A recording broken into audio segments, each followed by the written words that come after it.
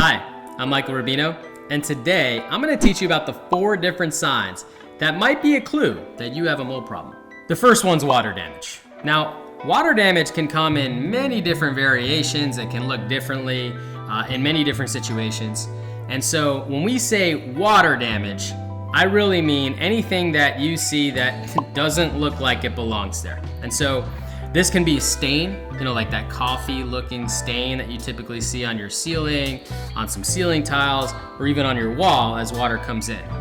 It could be paint buckling, right? So you get water that comes behind there, it actually lifts up the paint. Now all of a sudden you might see some paint cracking, some paint bubbling, some paint buckling. These are all indicative of water damage coming in. Now, you might also notice water damage in things like baseboard moldings or crown moldings, where you actually see the molding start to warp, start to separate. If it's MDF, right, it could start to swell, but you'll start to see some separation that doesn't really have a reason of why it would do that, unless water was getting behind it, absorbed into the wood or the MDF, kind of causing that splitting, that swelling, or that separation from one piece of molding to the next. All right, so with water damage, here's what happens. It has to dry within 24 to 48 hours to prevent mold growth entirely. Now, this is tricky because a lot of times what happens when we have water that comes into our house, we don't know the pathway the water takes, right? I'll give you an example. If I have a window leaking, that water coming in from the window, it's on an exterior wall. I probably am gonna have insulation on that exterior wall, depending on the structure and how the house is built. But I would say 90% chance you have insulation there.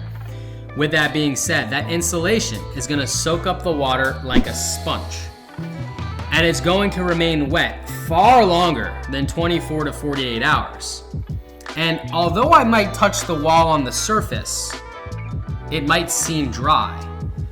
You have to realize there's a cavity behind that surface, and there might be a wet sponge-like material called your insulation that's right behind that's keeping that moisture trapped in that wall cavity. And that means more likely than not, mold can grow inside that wall cavity. Now, is it possible mold doesn't grow? Anything, of course, is possible, but like I said, it is more likely than not. If that assembly gets wet and we trap moisture because there's other layers and there's other materials that can get wet behind it, you're probably gonna have mold. And so water damage is one of the first things we look for when we're talking about inspecting a home for mold, when we're talking about making sure that we're remediating mold. Water damage is one of the first things your inspector will likely look for to pinpoint areas where mold might be growing. The second thing we're gonna talk about today is odor. Now, if you ever smell that musty odor, that wet basement smell, some people even call it like a cigar smoke type smell, all right? That earthy smell. I think we've all been, in wet basements in our lives at some point or another and can kind of reminisce off that smell. If you smell that smell, it means you do have mold. And I hate to be the bearer of bad news. And the reason being is that smell is actually indicative of mold already there, and it's feeding off organic material. So maybe it's feeding off the insulation, maybe it's feeding off the drywall, and its byproduct of feeding is creating what's called MVOCs, or microbial volatile organic compounds. What does that really mean? It basically means you're smelling mold farting. Hate to tell you that, but that's the truth. And so when you smell that odor, you could almost guarantee you've already got mold, and what you should be doing next, finding an inspector, a really good one that can help you figure out where it's all coming from so it can be eradicated properly. All right, so the next piece is chronic illness. Now, there are so many different types of chronic illness. There are so many different types of autoimmune disease. I can't tell you how often enough I see a correlation with people symptoms due to chronic illness being exacerbated or even caused by their home. And the best way to actually know, go away for a weekend. If you feel like, you're getting sicker and sicker inside your home, it's one of these catch-22s where the more time I spend inside my house, the sicker I feel. But I feel sick, so I want to sleep and sleep it off and lay down and unfortunately, we get this perpetual kind of catch-22 being stuck inside the place that's actually making us sick. Get up, go away for a weekend. If you notice you actually feel better when you're away from the house, and then you come back in the house and you start to feel sick again, is one of the best ways to actually tell if your house might be contributing in some capacity to the symptoms that you're experiencing. I can't tell you how many people, when they do this, they notice, oh my goodness, like I have more energy when I leave the house. I feel so much better when I leave the house. My skin clears up when I leave the house. That brain fog dissipates completely when I leave the house. That fatigue I have been plagued with for years feels like it's gone when I leave the house. I mean, miracles happen all the time when people just get themselves out for a little while, even just a few days, to start to notice that difference and listen to your body. If you're one of those people that is feeling worse when you're inside your house, then it's time that you actually take that step to get a good, thorough inspection.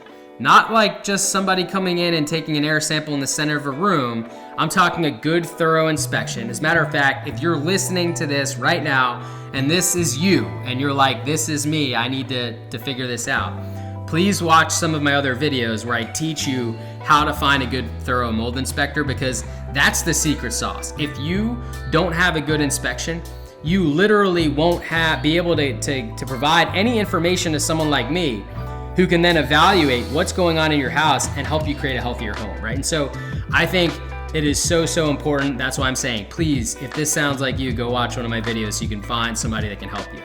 But unfortunately, if you are experiencing symptoms that do dissipate when you leave the house and they get worse when you come back, listen to your body.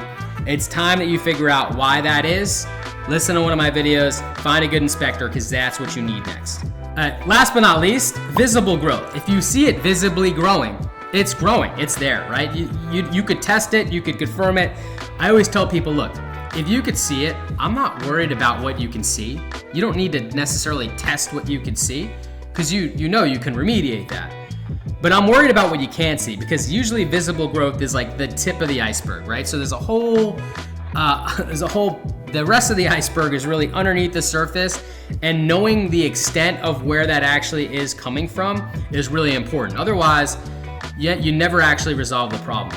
So with visible growth, if I have visible growth in my shower, let me just give you that one example. Obviously, I can clean my shower. Like it's gonna grow in the shower grout. But if I notice that I clean the shower grout, it keeps coming back perpetually, I might know that there's a deeper problem. Now, let me just bring up showers specifically for a reason. Sometimes showers were built like prior to 2015. A lot of showers were built on just drywall. A lot of showers were built with no waterproofing. And so grout, being semi-porous, does absorb moisture. You ever like turn the shower on and notice the grout changes color when it gets wet? It's because it's actually absorbing that moisture. Well, if it's absorbing moisture and it's seeping through and then it's seeping into the drywall behind it, pretty good recipe for mold to start to grow, right? Because now that drywall gets wet, if there's already opportunity for mold to grow, it's gonna start to grow, right? And so showers can be one of those nightmare problems where you know, it's a deeper issue and it's not just cleaning the grout's not gonna do it. How would I know that? If I clean the grout and it comes back like a week later, it's probably a deeper issue. And I might wanna get an inspector to see if mold's already growing inside the wall cavity and actually needs to be demolished and rebuilt properly to stop that problem from continuing to exist. But most often you can kind of clean the grout, it doesn't come back, right? You have mold in your toilet tank, you can clean the toilet tank, doesn't come back. Mold in your sink, you can clean it, doesn't come back, right? All depends on the circumstance. Now, the other thing about visible growth, if you have it into a wall or a ceiling, you don't want to clean that. Mold has roots called hyphae that grow into building materials, okay? If I just wipe it down, it'd be like going out into my garden right now, finding a weed and just cutting the stem and not pulling it from its roots.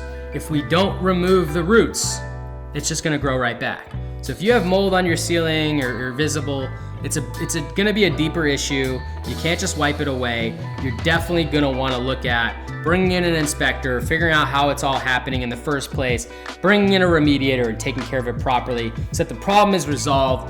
You don't have to worry about it, and more importantly, it's not affecting your health. Thank you so much for investing the time watching these videos. If anything I said today resonated with you, please like, share, subscribe.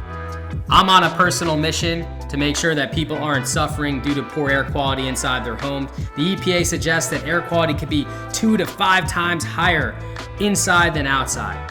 I want to make sure that's not affecting your health, anyone's health who's willing to watch this. So please like, share, subscribe. It helps a great deal.